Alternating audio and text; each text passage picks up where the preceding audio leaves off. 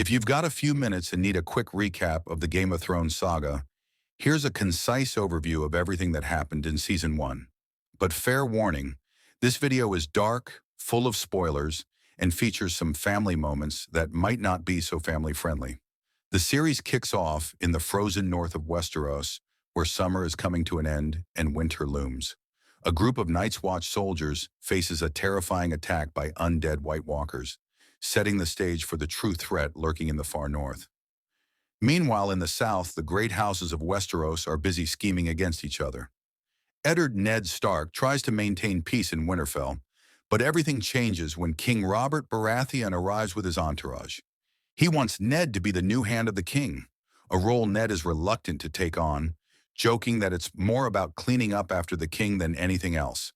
However, when he learns that the previous hand, his old friend Jon Arryn, was murdered, Ned feels compelled to move to King's Landing to protect Robert. Ned brings his daughters, the refined Sansa, and the spirited Arya, while leaving his eldest son Robb to govern Winterfell alongside Lady Catelyn and his other sons, Bran and Rickon. Bran's fate takes a tragic turn after he witnesses Jaime Lannister and Cersei's incestuous relationship. Jaime pushes him from a tower, leaving Bran paralyzed and with some memory loss. In King's Landing, Ned uncovers shocking truths, including that Jaime is the real father of Cersei's children, while Robert's true heir is a blacksmith's apprentice named Gendry.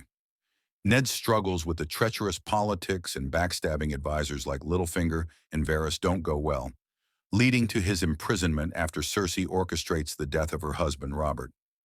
Joffrey is crowned king, and one of his first acts is to execute Ned publicly.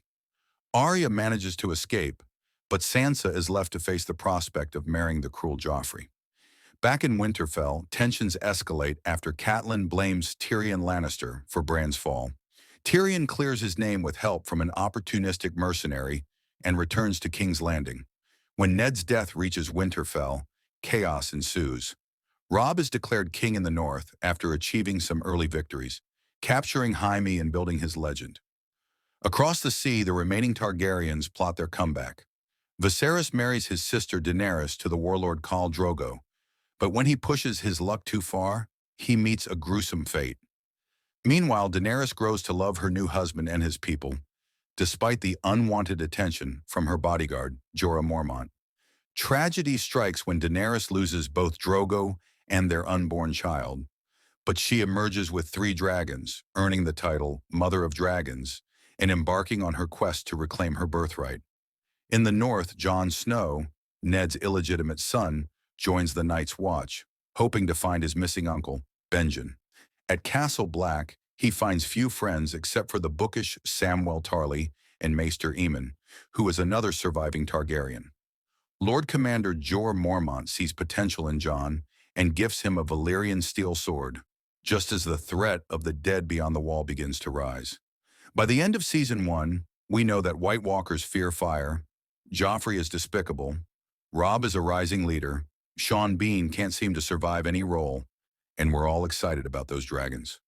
For more Game of Thrones content, check out our videos on Sex in Westeros and memorable moments from the Battle of the Bastards. And don't forget to subscribe to catch all our latest content.